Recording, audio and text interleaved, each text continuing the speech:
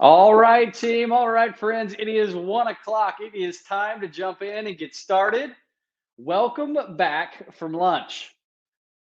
I'm so glad you're here. We have so much fun to spend together this afternoon. We have 35 minutes of sheer joy. I promise you, as we explore a part of the economy that my hunch is many of you haven't thought about exploring a career in, yet all of you have been a part of. In fact, where you just came from, lunch is a key piece, is a manifestation, if you will, of the ag bioscience economy. If you like to eat, if you like to wear clothes, if you like to stay warm, especially on a gray, cloudy day here in Indianapolis like it is today, all the innovation that makes those pieces of our economy, our pieces of our lives possible, they're all related to this economy, what we call the ag biosciences. And my goal for our time together this afternoon is this, is I want to introduce you to this economy. I want to inspire you to think maybe about a potential career. We're going to break down what's in this ag bioscience economy, help you understand what's possible, what's here, what kind of careers you could explore as part of this economy. And we'll hear from two really, really incredible young leaders who, one has started her own company in the ag bioscience. You're going to love spending time with her. And then a former colleague of mine who is now with one of the largest animal health players in the world, and she's not a veterinarian. So we have a lot of ground to cover together this afternoon. I think you're really going to enjoy our time together. But first, let me give you an idea of who I am, introduce myself, and tell you where I'm coming from. And then we're going to jump in to the ag bioscience economy. So my name's Mitch Frazier. I'm president and CEO of an organization called Agronovis Indiana. We're a coalition of industry leaders, a nonprofit, much like Nextech, who really are focused on growing this ag bioscience economy in our state, from big companies to small companies, to economic development leaders, to government leaders, to maybe some of the universities that you're thinking about joining. Huntington University, Ivy Tech, Purdue University, all a part of Agronovis Indiana. And our whole focus, our entire focus is on adding $4 billion to this economy by 2024. And every single person here is a huge piece of that as we think about building the next chapter of workforce. Now, when we think about the ag bioscience economy, I think this is really important. Many of you came to this, and my hunch is you came to this session today because you saw the title, Feeding the World, Protecting the Planet, and Improving Lives. And that is what the ag biosciences do. But I think it's important to know what's actually included in this piece of the economy. So let's break it down. Anything from plant genetics all the way to food delivery, those are pieces of what we call the ag bioscience economy. So here's the first thing. I told you we're going to have fun together this afternoon. So over in the chat, if you have recently used food delivery, Uber Eats, maybe you use Grubhub, maybe you get groceries via Ship, let me know over in the chat how you work with food delivery, because that is a key piece of the ag bioscience economy. Again, we think about it as everything from plant genetics all the way to food delivery. We actually break it down into 4 key areas. Each of these are important as you think about, gosh, what could I do? How could I see myself as a part of this industry? So first, we think about it as value-added food. Just coming back from lunch, hopefully your belly's full and you had a really good lunch. Value-added food and nutrition is a key piece of the ag bioscience economy. So this is really anything post-harvest all the way to your dinner plate. So think about food ingredients. Think about if you're a vegan and you are into maybe an Impossible Burger or Beyond Meat, the innovations that make that possible be in the value-added food. Maybe you like to enjoy some watermelon from the southern part of our state, or tomatoes from central Indiana or northern Indiana. All of those the products that come from those are key pieces of the value-added food nutrition. So that's number one. Number two is animal health and nutrition. So if you're team dog or team cat, like everybody's got a pet. So over in chat again, let me know, are you team cat or are you team dog? Animal health and nutrition, a key piece of the ag bioscience economy. You got to feed Fido, you got to feed Fluffy. That's a piece of the ag bioscience economy. But this animal health and nutrition also important when we think about food and we think about animal agriculture. So milk, dairy cows, all the innovations that happen around that, beef cows, pork, chicken, eggs, all really important to the ag bioscience economy here in Indiana. You begin to think about careers there. Clearly, veterinarians make sense. Engineering is a big piece of this. Even scientists, biologists are a big piece of this. So we'll spend a little bit more time on what careers could be a part of that. So we talked about 4 pieces of the ag bioscience economy: value-added food, animal health and nutrition. Our third is crop protection and plant science. So if I saw some folks joining from rural Indiana today, so glad you're here. I grew up in Tipton County. So look, I don't know if any Tipton County students are on here, but if you're a Tri-Central Trojan, shout out in the chat. Let me know, Tri-Central, if you are on today's Nextech event. I'd love to see you over in the chat. And I guess I should even extend the invite to my cross-county rivals, the Tipton Blue Devils. If you're on, go ahead and send me a shout out over in the chat. But crop protection and plant science, think about driving down a county road, driving down a highway, you see the crops along the side. The innovations that make those crops possible are in this crop protection and plant science world. Imagine a world where there are scientists, and this is actually happening in Indiana, where they're looking at, you see those corn plants, you see a corn stalk that are, 6 feet tall. Imagine a corn stalk that would only have to be 4 feet tall. The nutrient uptake would potentially be less, and we really can focus on sustainability. Now, that kind of innovation is happening here in Indiana.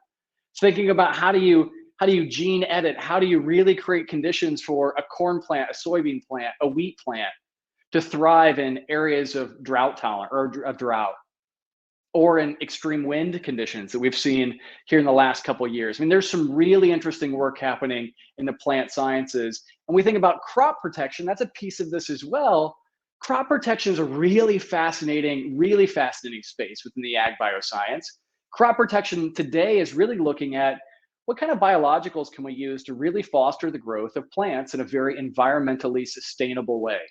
So what bacteria, what microbes, what sort of microbiome in the soil can we create to really create a fantastic place for that plant to grow?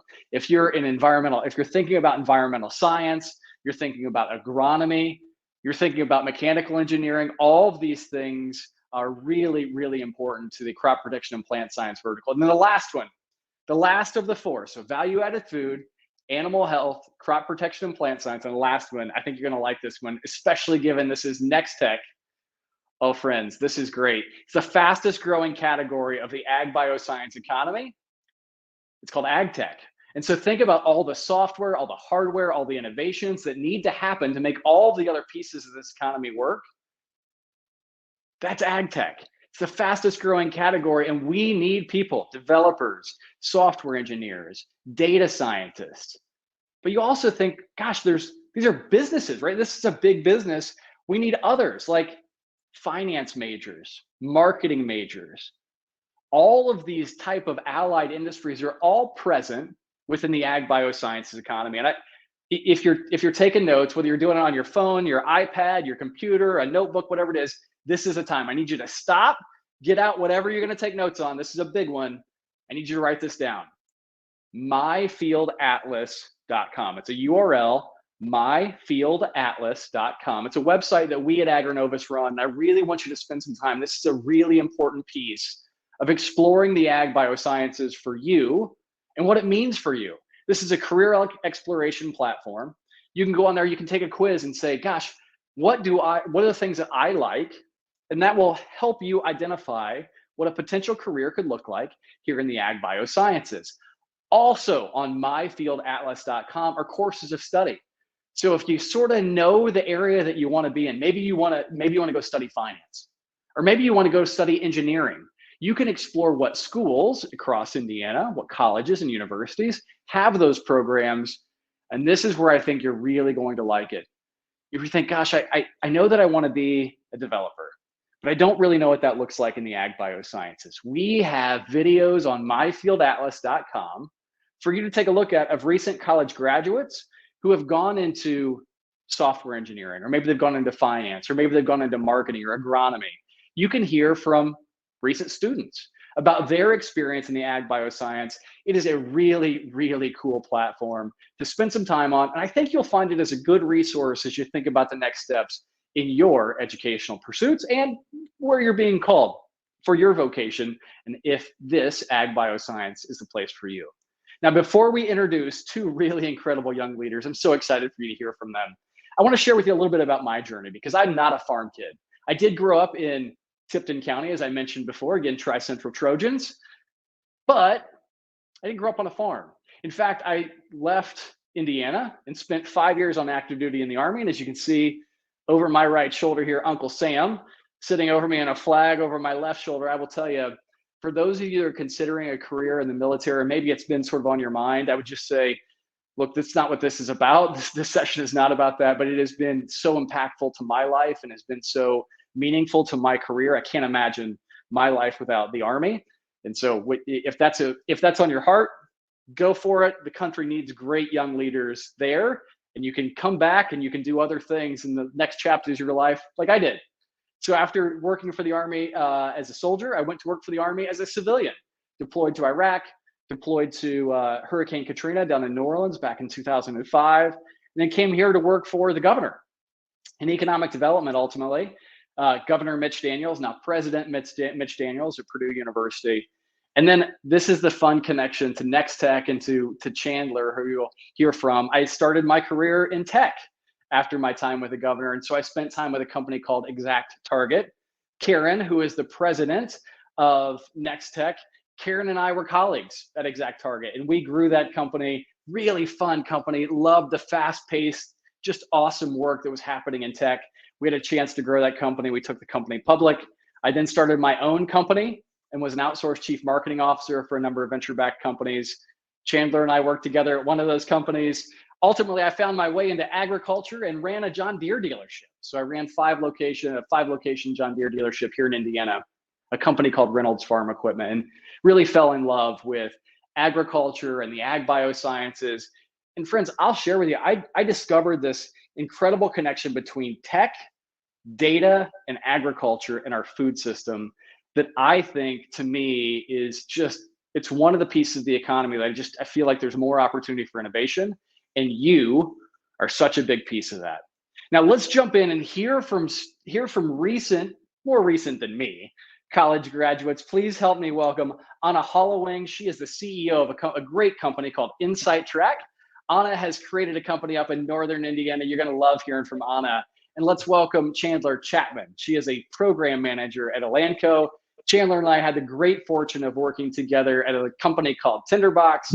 Now she's doing amazing work at Elanco, and I'm so excited. Ladies, thank you for joining us. Thanks for being a part of today and for sharing your stories with students all across the state. Anna, I want to start with you. If you would, maybe tell us about your path to starting a company, which is incredible, but what did you study? Where did you grow up? Let everybody know who you are. Thanks, Mitch. Yeah, I was born and raised in Syracuse, Indiana, just an hour away from South Bend and an hour away from Fort Wayne, so squished right in the middle of that. I went to high school at Culver Academy, and for college, I went to Savannah College of Art and Design in Georgia, and I have a background in industrial design. And this whole company, to give you a quick background, it stemmed from a college project. I created this pollinating drone concept. It ended up, and it was to raise awareness about the decline of bees. It ended up going viral worldwide. And from that positive feedback, I ended up founding the company in 2017. That is awesome, Anna. There's so much more to unpack in that story. I can't wait to dig into that. Chandler, let's come to you. So you are a suburban Indianapolis prodigy. Tell us about your path to Elanco. What'd you study in school? How'd you end up where you are? Yeah, I studied physics and math in college. I know it sounds intimidating, but to me it was just interesting and exciting and something fun to be curious about. And then I went into the Orr Fellowship, which Governor Bob Orr founded this fellowship where you get mentored by the CEO of a startup tech company. And that company was where I got to work with Mitch, our CMO at the time. And it was really interesting and exciting. And I kind of felt like I was figuring out my niche working between like customers and the technology advisors and technology leaders and finding out what worked for them. And I was like, so maybe there's something here. So I was a business analyst for a consulting company, and a business analyst, all they do is they convert like what the customer needs to tech speak. So I was that go-between. I knew technology well enough, and I knew my customers and what they needed. And then I went back and got my MBA at an international MBA school because our company had got acquired by an Indian company. And I noticed that a lot of people didn't know how to handle the cultural differences between working with international cultures. So I studied in Madrid for a year and came back and was looking for a company. And in consulting, I think what you realize is like you work a lot with what's called a business to business relationship. So you help businesses out and you're really far away from the end consumer and the person that you're reaching. And what really excited me about working at a Landco and coming back to work here is it was an international company, but also I got to see, like I would drive to work past all these cattle farms and I was like, oh, like these are the people, animals that were like helping. Like this actually makes such a big impact. And then when COVID hit, and all of the shelves were empty with all of the meat and everything, it was like, oh my gosh, like the work that we do and in keeping these animals healthy is really making a difference. So I think it was really about searching for impact and knowing where my skills were and where I could make the biggest difference in the world. Yeah, Chandler, I think that is so important when we, I think we all constantly sort of through our career, whether we're in high school, whether we're in college, whether we're early career, mid-career, late career, wherever it is, you're constantly wanting to unlock that drive, that motivation of how can I make a bigger difference in this world? And I love to hear you sharing that. Now, don't forget, you can always ask questions over in the Q&A panel. We'll grab some of those. I want to jump in real quick to your story. Help us understand a little bit more about InsightTrack and really the problem you're solving. Yeah, so what we're solving is we have a target on the almond industry in California and Australia. And so during their harvest, they come through with these shakers and they shake the bottoms of the trunks for a few seconds and the almonds will drop. However, not every almond is ready to be harvested during that time. So then in the winter, when the leaves fall off the trees and these dormant trees, the almonds that were not harvested remain on them, they turn black and rotten and they're called mummies. And there's a pest called navel orange worm, and it is the #1 pest problem for almond growers. It will burrow inside of this mummy in the wintertime, and then in the spring, it'll emerge into a moth and it'll damage the quality and the yield of next year's crop. And so the best time to remove this pest, it's when it's hibernating inside of this mummy, it's not flying around. And so that's when growers need to come in and remove these mummies from the trees. However, the current methods rely on weather and manual labor. And so neither one of those you can rely on these days to remove those mummies. And so we've invented a way, we've invented a ground robot that is able to roll down the middle of the orchard. And through machine learning, we've trained it to identify mummies in the trees. And then once it's identified those mummies in the trees, it then maps out the fastest and the quickest route in a matter of seconds. And then it removes each mummy by shooting a biodegradable pellet. And we're able to remove each mummy in under a second. And then once it finishes that section of the tree, it then rolls forward 5 or 10 feet and repeats that process. That is incredible, Anna. And to think, and this is what I want everyone to see, right? I mean, this is a company you created out of college.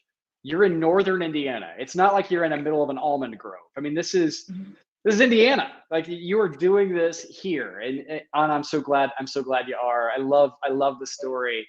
And Chandler, you have a different story, but similar in the sense of you're not a veterinarian. You're not an animal scientist. You are a math and physics undergrad. Help us understand how in the world you ended up at Landco and maybe what you're working on. Yeah. And I think as it relates to like being early on in your career, one of the biggest things I've learned is that you just need to start working really hard, and whatever job you've been given, just work really hard at it and learn where your skill set is. So for me, I loved working with my clients, but I also loved working with the technology teams. And I had told my mom in high school, like, I'm going to be that person that goes between the technology teams and the business people. Like, I don't know what that looks like yet. And so for me, it was getting to where I'm at now. I don't have a animal health background, but I care about people and I care about solving their problems. And so to me, it was just like, this is a really big problem that needs to be solved. This is the problem we can't solve individually or in a small scale. And so working with a big company and being a part of the strategic projects that go on in those big companies allows me to be a part of solving a bigger problem. So that's physics was why I studied physics, because I like problem solving. And so figure out like early on what you love about the work that you're doing in school, whether that's physics, chemistry, biology, like, why do you love that? And then in what ways can you apply that to the job opportunities that you find kind of when you first get out of school? So good. So good. And Anna, you have a perfect story to that, right? I mean, you are not an engineer and you're building a robot that shoots pellets. I mean, this is crazy. How does a non-engineer end up building robots? Well, when I was in high school, I was not good at math or science. So when I was applying to college, I was like, all right, what is the furthest I can get away from both of those topics? And that was art and design school. So that's why I attended school in Savannah, Georgia. And then I ended up switching my majors from fashion design. That's what I went there for, and moved to industrial design, which is product design.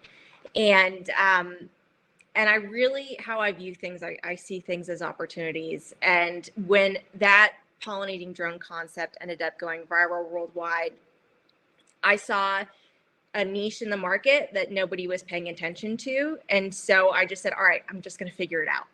I am not the one. I want to put it out there. I'm not the one building this robot. Okay. So I know my strengths rely on the creative side and being able to develop the company and speaking with growers. That is something that I enjoy doing. I love talking with people, but I've hired people to build the product for me, as I know that's not my strength. And so you really, if you need to surround yourself with people that have the strengths that you don't have in order to build a successful business.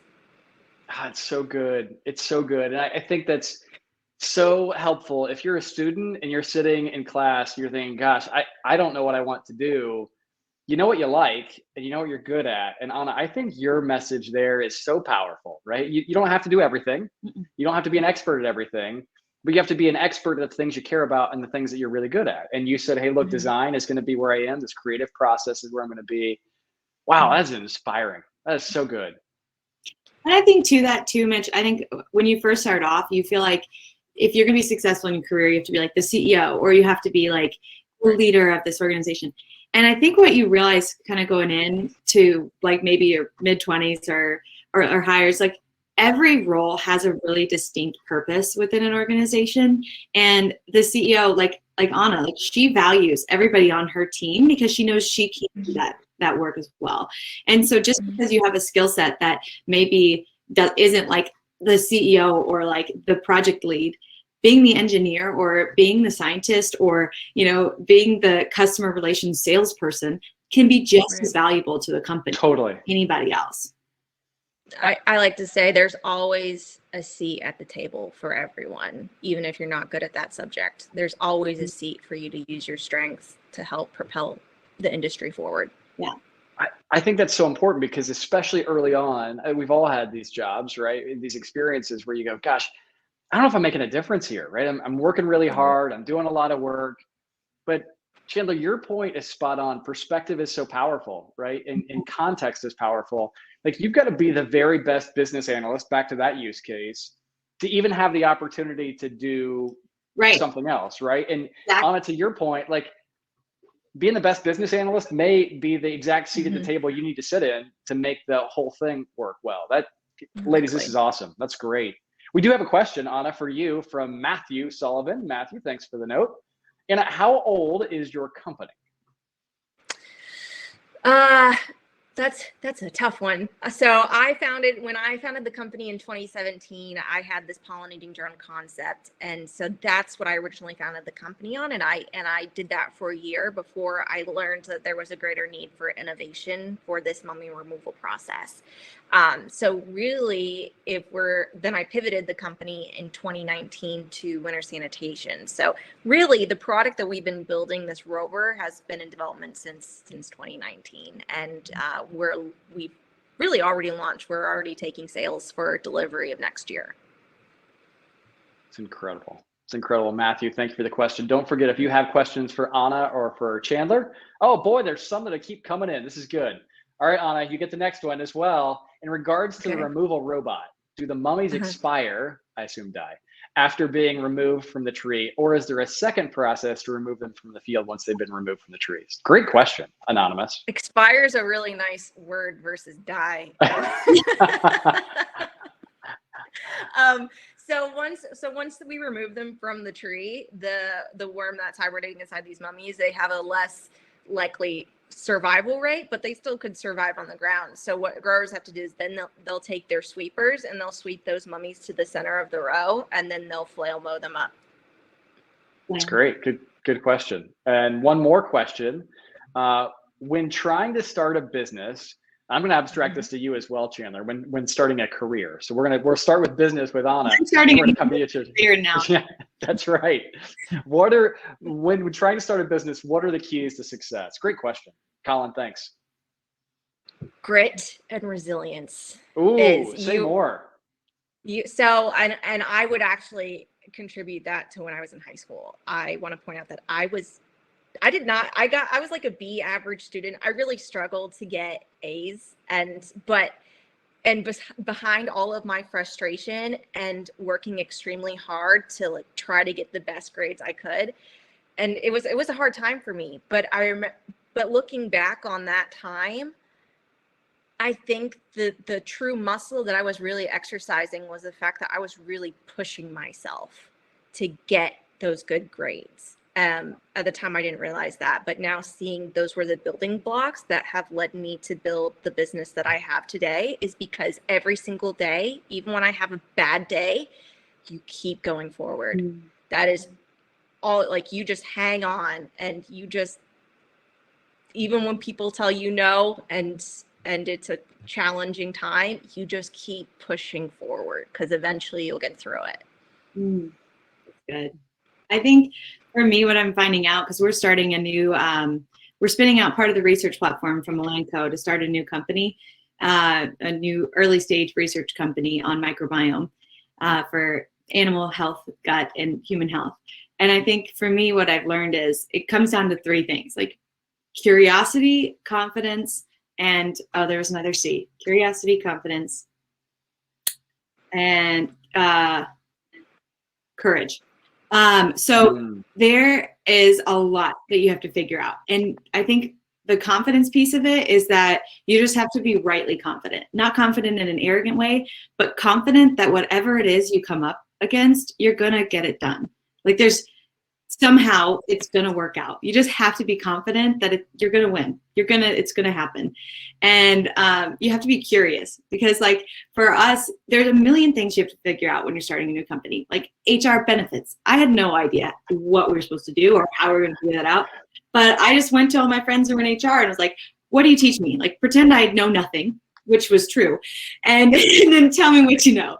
And I think that humility and being able to be curious without like being afraid to be curious helps immensely when you're starting something new. And then just be courageous, like just like kind of what Anna was saying. I don't know how. I don't have a clue how we're going to figure this out, but I know we will, and I'm not going to be afraid. Chandler, I think that is so incredibly well put. When you think about all the challenges, I mean, Anna, I think you and I may have had a similar report card in high school. Just guessing. Especially, I didn't see anybody say Tri-Central Trojan on here, which is probably a good thing. You think about high school and you think, okay, gosh, like I got a big test on Tuesday, right? Or I've got finals coming up next Thursday, and those were always just sort of, to your point, Chandler, like I don't know, like you just like the first time you go to finals, you just do it, right? Like just figure it out because you don't have another option. And I think that is so powerful for the students with us who are thinking about this next chapter of their career, in school, out of school. This is a really important time. And chances are you're not going to get it right. Anna, your story about, hey, I started a company, it didn't really work out. I did something, we did a pivot and we went down another path. That agility, I think, is also a really important piece. Maybe, Anna, you could talk about that. I mean, how did you deal with like this world where you said, hey, I'm going all in on this, Colin, now I'm going to go do this, right? And still kept the momentum and still kept your passion. Yeah. So when I had this pollinating drone idea, I had the idea before I had the customer. And so that's one of the lessons when you start a business. I always say, marry the customer and not your product, right? Oh, wow. And so that's great. when I so I had this pollinating drone, and I ended up setting my eyes on the almond industry because they rely 100% on bees to pollinate their crop. And so I built a simple pollinating drone prototype, took it out to Australia because they were the first up for bloom and they're the second largest producer of almonds. It didn't work. We had a lot of wind issues. We had battery issues. It was a total disaster. And I came back from that trip and I asked myself, okay, this isn't working. Where can I go from here? And so I ended up moving it from drones to ground robotics, which was an awesome change. I mean, that opened us up to so many more doors of what we could do with this product. Built a simple pollinating robot, took it out to California because they're the largest producer of almonds, and also was running into some efficiency issues. There's like 40,000 flowers on that tree, and I was like, I have no idea how I'm going to pollinate all of these.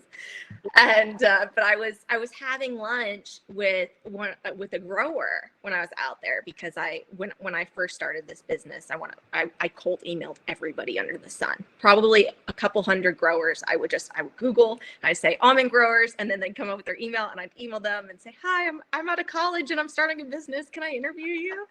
And only a couple bit that. So, but I latched on and made some connections. And so anyway, going back, I was having lunch with a grower, and he came to me complaining about these navel orangeworms and these mummies. And I said, tell me more.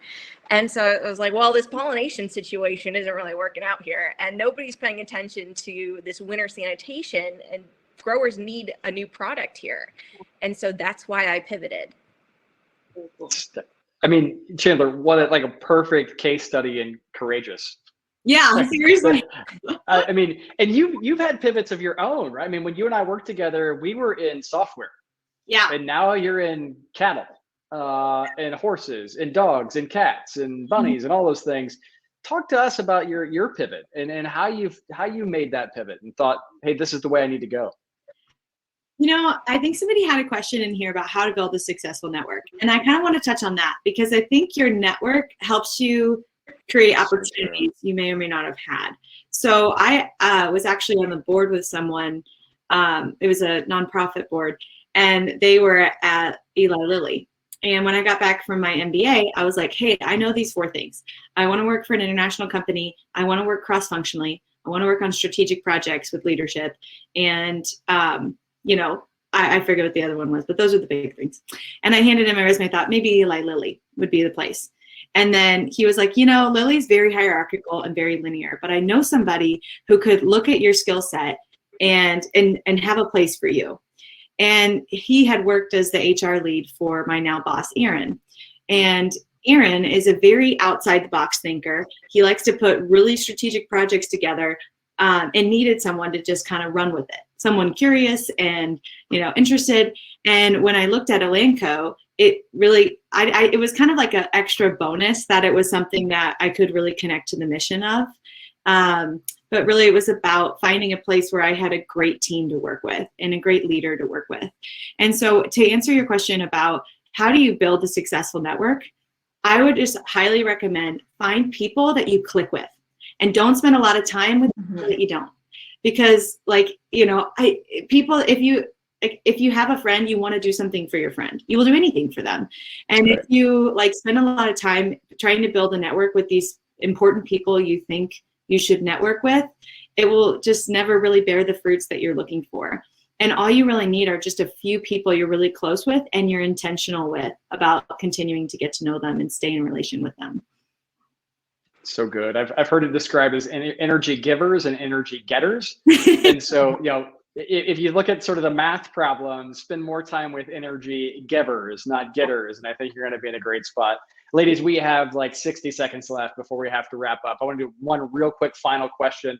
And for all those who have posted questions here, I'm sorry we're not going to get to all of them. These are great questions. We're going to finish with Sean's question. Sean, thank you. What hinders you from doing great things? 30 seconds, Anna. Let's do it. Oh gosh, on the spot. It's all a mindset. It's all in your head. And so if you can quiet that negative voice, push past it, you're going to do great things. It's all mindset. Mm-hmm. So good. Chandler? Insecurity and imposter syndrome. Feeling like you're not good enough to be at the table, feeling like somebody else is better than you. It's like the fear of all of that just keeps you from just trying. And it's learning to overcome that. So good. Be courageous, right? Be courageous, stay focused, be great. Mm-hmm. Anna Holloway, CEO of InsightTrack. How can we get a hold of you? How can we keep in touch with you? If I'm a student, how do I reach out, Anna?